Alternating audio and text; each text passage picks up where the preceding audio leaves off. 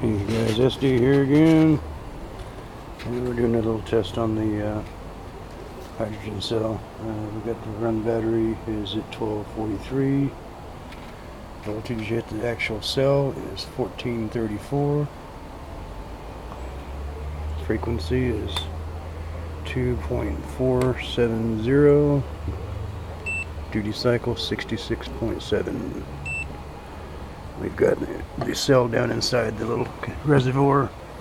I'm running some 1/2 inch inside diameter tubing into, I think it's 3/8 tube, cutting it down, actually getting a bubble here and there. And what we ended up, we had just this 56 ohm resistor. It's a 5 watt on the trigger side, and it started getting warm. What I did on this reservoir here on the side there, you can see this water level here. It was probably down about an inch lower than that when I fired it up, and the voltage on this cell was at 15, so it's way too hot. So I went in and put a little bit of water and brought it up there, and it's closer to the 1444 we had when it was inside the glass container, so that's close. Anyway, this was still getting hot even after that. It was 146 degrees, and so what I ended up doing, this is a 10 watt 100 ohm resistor.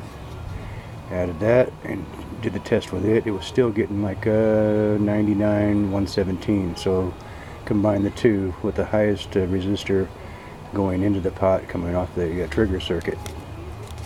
And right now its temperature is 98, much better. 80,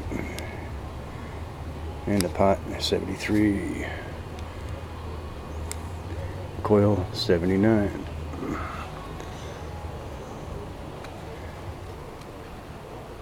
'78 first back transistor.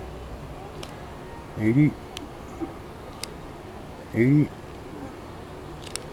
77, and we are at right at 1 amp draw.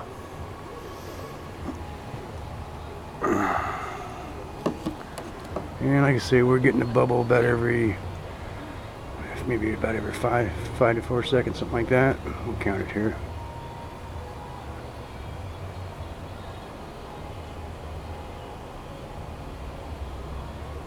About every 5 seconds, yeah.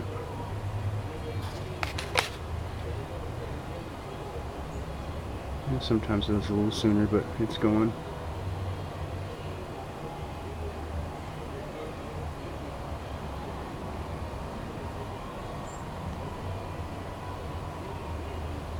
That's just straight tap water in there, no KOH or nothing. Cell voltage is still sitting right at 1432, 1433. And the container temperature is 78. So everything's staying nice and cool. We'll keep on running it this way, make sure nothing's getting warm at all. Shoot, I couldn't even touch those before. It was pretty hot, 146. So I got a hold of Doug, and he recommended putting the higher wattage one first, coming off the trigger line, going to the pot. That way it absorbs most of the heat first, and then you use your lower. If you're doing it just the opposite way and put the 56 first, it would have got really hot.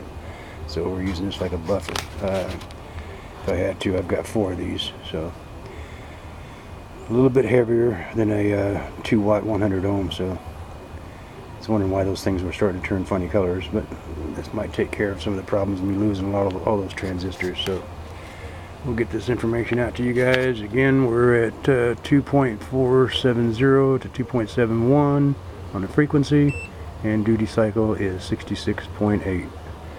Notice another thing too, there's not such a big fluctuation using the 10 watt and 5 watt resistors in here in line in the trigger, so might give you a smoother reading there. Alright guys, we'll catch you later on. We'll still test it and condition in plates.